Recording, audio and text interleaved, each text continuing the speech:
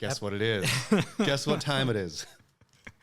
Time to celebrate Taylor Swift. 200th episode, David Lee Scales. 200. The big 200. Yep. Where do we stand at 200? What other podcasts have 200 episodes? Let me just do this. Do you like it when people shoot the cork? It's a rookie move. Yeah. And even that, I only let it make noise for the podcast. Normally, I would just let it go silent. I would really hope that listeners at home or on the road, I guess maybe not on the road, but listeners at home, go to the fridge and grab a bottle of champagne yourself. Join us. You have earned it. Join us in a glass. Yeah, you have earned it by sitting through 200 episodes. Yes. 199 episodes. I spilled a little bit of that. Thank you, David Lee. Sorry. This is just great. I mentioned it last week, and then I totally forgot this week. I thought you might, so I came prepared. I was like, if we have 2 bottles, that'll be fine too. Yeah, But I totally forgot. This is a and so I was running late. Stopping for ice was part of the problem. fine chilled champagne. Yep. Well, cheers. Nothing but the finest. Cheers to you. Congratulations. Congrats to you, David Lee Scales. Here's to perseverance. Mm-hmm. Oh, yeah. It's a good one. It is. It's very good. I like it. For anybody who's considering starting a podcast, all that I could say in terms of advice is show up and do it. Like 200 Yep. is we weren't very good. In fact, I'd argue it wasn't good at the beginning, maybe for 120 of the episodes, let's say. But we've gotten better, but just showing up was enough. Were we doing it, was it once a month or once every 2 weeks? It was once every 2 weeks at the Okay. beginning. Once every 2 weeks, then turned into, at what point do you remember where we turned into the weekly? I don't remember that. But just like maybe it's not as important in other mediums of like consistency and repetition, but in podcasting specifically, people, they have a driving routine, they have a workout routine, whatever it is, and they become reliant. They want something, and they will find something. And if you're not constantly doing it, then you're not what they're going to find. They're going to find something that they can rely on weekly, you know? How important is the actual day or drop time? Less important. Really? Yeah. So as long as it comes weekly, it doesn't matter which day of the week it drops on. Correct. Okay. I'd say it's better to be consistent, but it's not a deal breaker if you're not consistent in that way.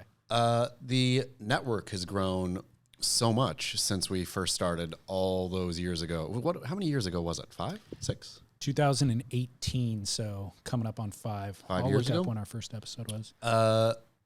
Back then, I do believe there was just Surf Splendor, The Spit, and then The Grit. Us, yeah.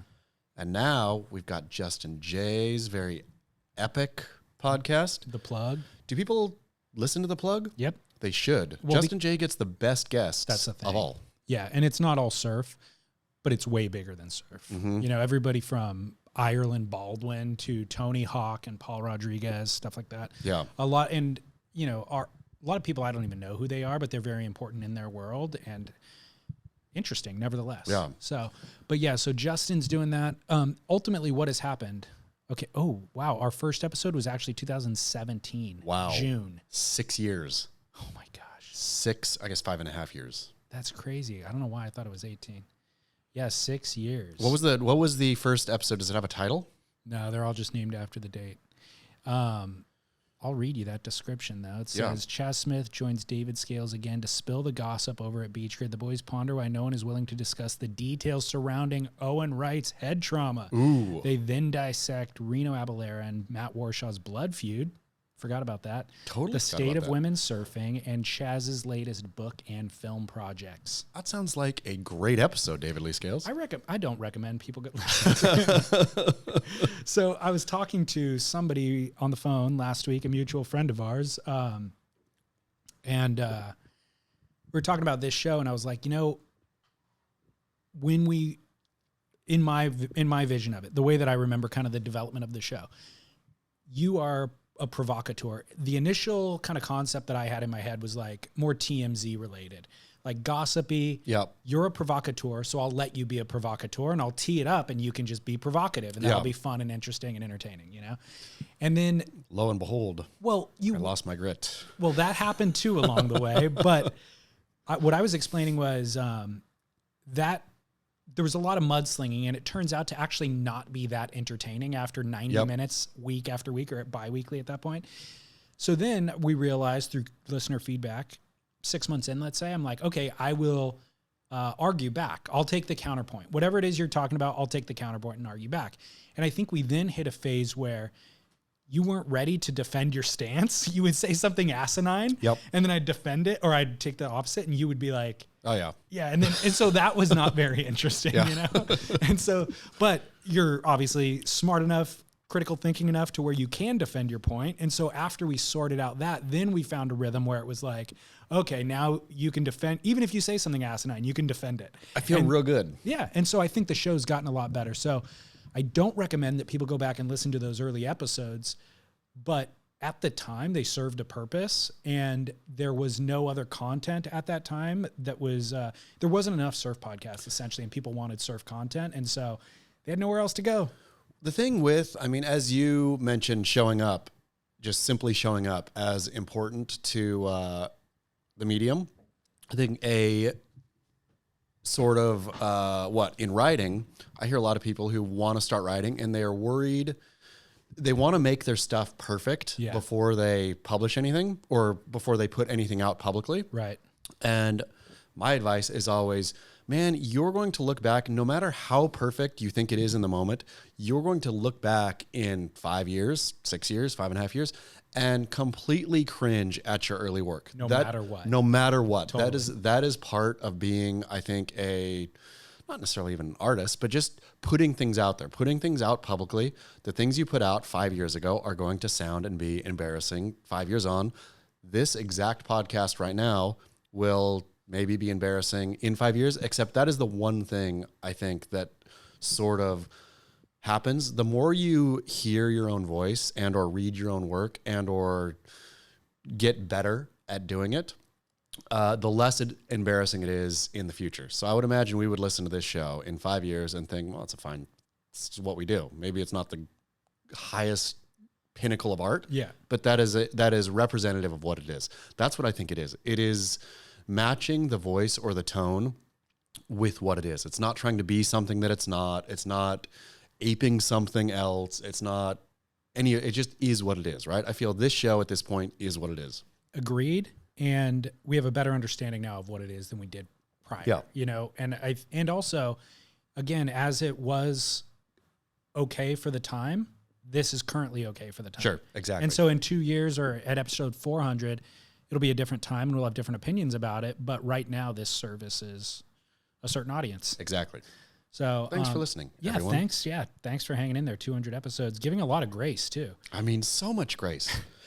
I'll say that the podcast audience, I never knew.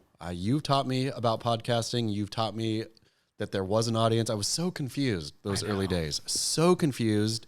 I came to David Lee those early days and I said, let's just do a 5-minute show. Like, that's all I care about is, can't we just boil this down to 3 minutes?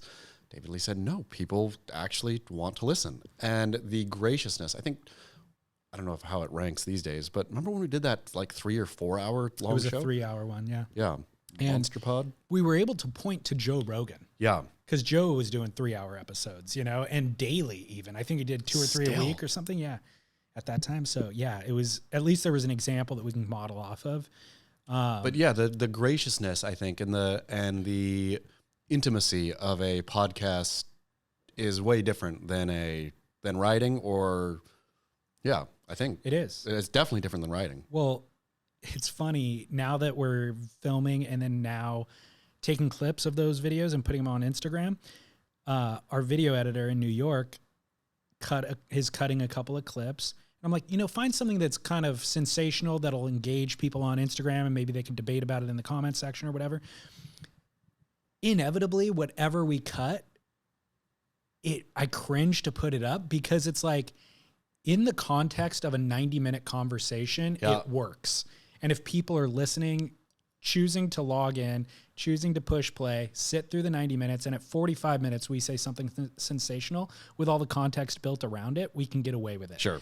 If it's pulled out of context, just put on Instagram where it's going to land in somebody's feed without them opting in, it awkward. hits different. Yeah. You know what I mean? So it's like this really delicate game of which clips can we use for Instagram that represent us accurately, but don't get us canceled Yep. for being taken out of context. Important. Man, Tough. That video editor, is a he tough job. becoming a master of, She becoming a master of kind of reading between the lines? Yes. Of understanding, okay, this works in a standalone bit that's not Yes. completely offensive. The good news is she's been a longtime listener of the show long before she started editing. So she's a fan and she understands the tone, Okay. you know? So I think that's 90% of it. Thank you. Yeah. Thank you for your service.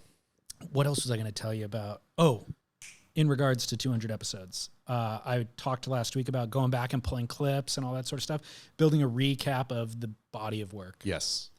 Decided, let's look forward. That 200 is in the rear view. It's In done. the rear view. We're Gone. not proud of it. Nope. Don't need to examine it. Nope. But I did have a question regarding it. Yes. And in light of everything we just said. Any regrets? It's a great question. Thank you. And I have potential regrets that I will present to you if you can't think of them on your own. I'm excited. I would regret any regrets. No. I mean, one possible regret Yeah. would be beating the Ashton horse so much, but I don't regret it. So I think I should regret that, and maybe I will regret that at episode 400, but I do not at episode 200. Why not? Why don't you regret it? It seems even in the moment, there was plenty of people and even friends friends whose opinions you respect who are saying, hey, let this thing go away. Yeah. Quit it. Because it was funny, and it led to, if I wouldn't have beat it so bad, then the punch at Surf Expo, the open hand punch at Surf Expo would have never happened. And so to get to that was worth the dragging in the middle. And so I would expect, a lot of people would say that the punch itself was regrettable. Yeah, it was funny. I mean, I don't know how that, look, talking about looking back, I suppose, and,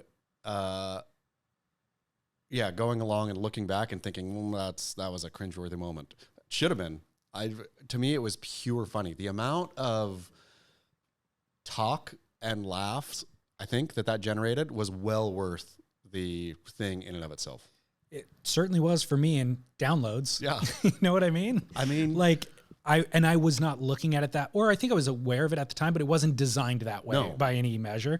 But I did recognize at a certain point along the way that like us having personality as surf kind of commentators is valuable. Yeah. And so that fits into that. You know, Sure. it's like you're playing a role, Ashton has a role, I have a role. And so leaning into that and showcasing it and sharing it is really all we got. And it's still Because the something, content lacks. But if you have... it's still something I believe to the very core of my being. Thank you. Glass number 2.